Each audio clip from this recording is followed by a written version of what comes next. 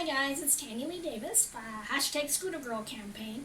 I just wanted to touch base because it's been just over a year now since the whole Scooter Girl campaign got some traction, so I figured before the end of July I would update and do sort of a one-year blog on how things are going. Well, everything started off great. Everybody was super keen. I was doing all these TV stuff, putting a spotlight on all the things that have been going on. But it's been a year now, and what's been happening?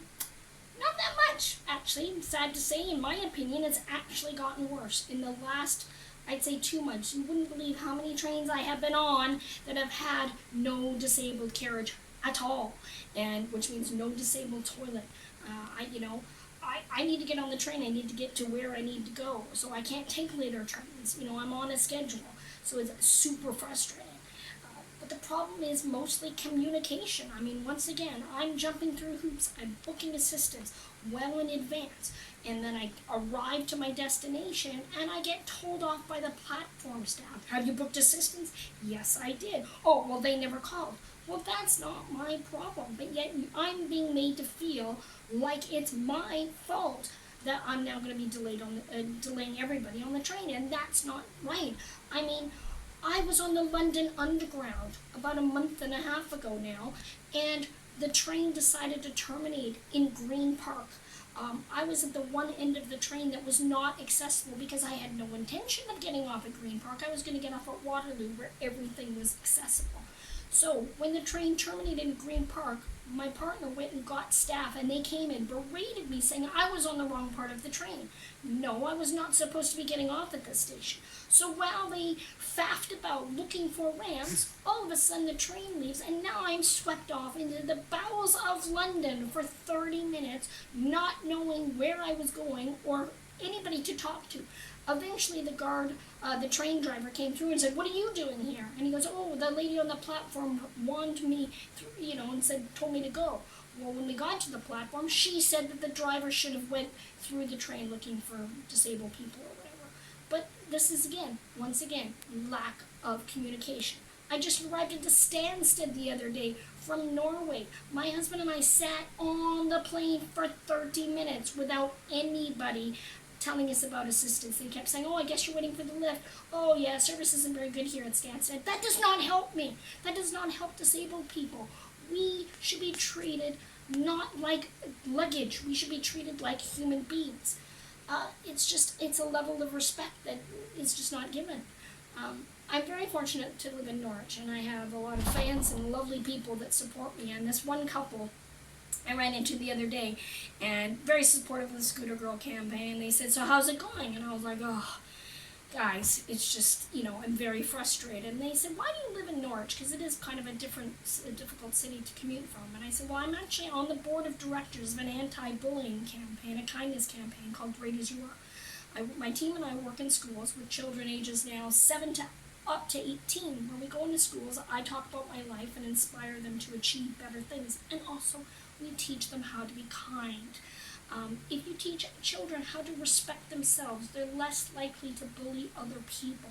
And it's about standing up for what is right. And that is something that I wholeheartedly believe in, and that's what I teach my kids. So that's why being part, of standing up against the failed system in public transportation is what I'm going to do. And this couple could not believe. They said, "You weren't even born here, yet you suffer so much abuse, but you're trying to do so much good." And I really am, I don't have to do this. I don't want to be that girl, but I am out there in the trenches. And you know why I decided to move to the UK? It was actually not too long after the 2012 Paralympics. I thought, wow, look how London has embraced this. It was, people were talking to me on the trains. It was absolutely spectacular.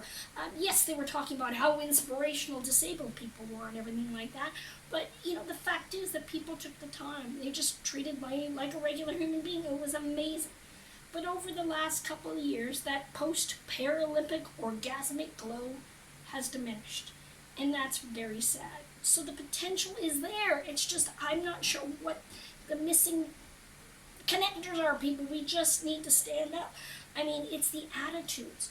When a couple years ago I was scooting by the London Eye, I was looking up at all the things. I wasn't paying attention, and I drove off the curb, off the pavement, and I tipped my scooter over.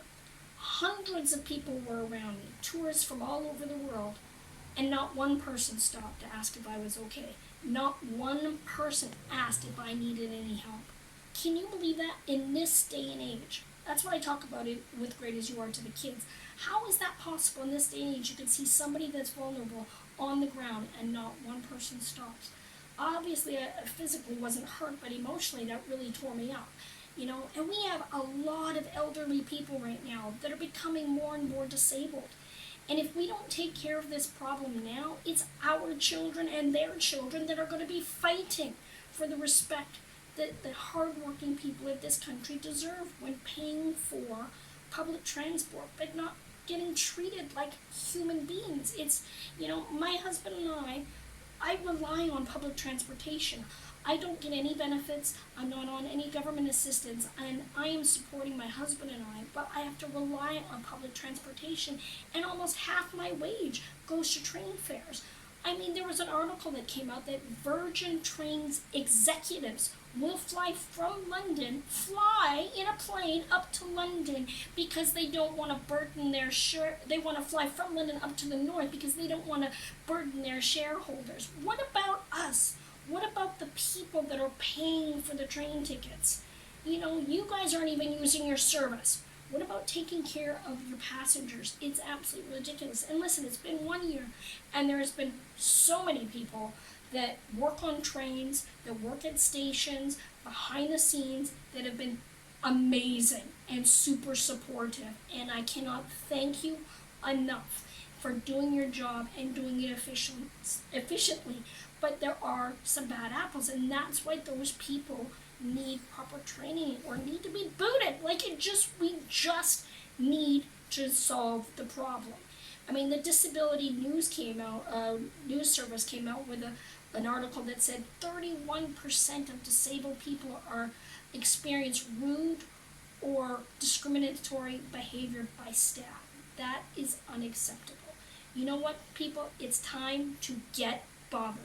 So I'm starting a new hashtag Get Bothered, hashtag Scooter Girl campaign. We need to stand up and get the respect we deserve, people. And I'm going to be in the trenches.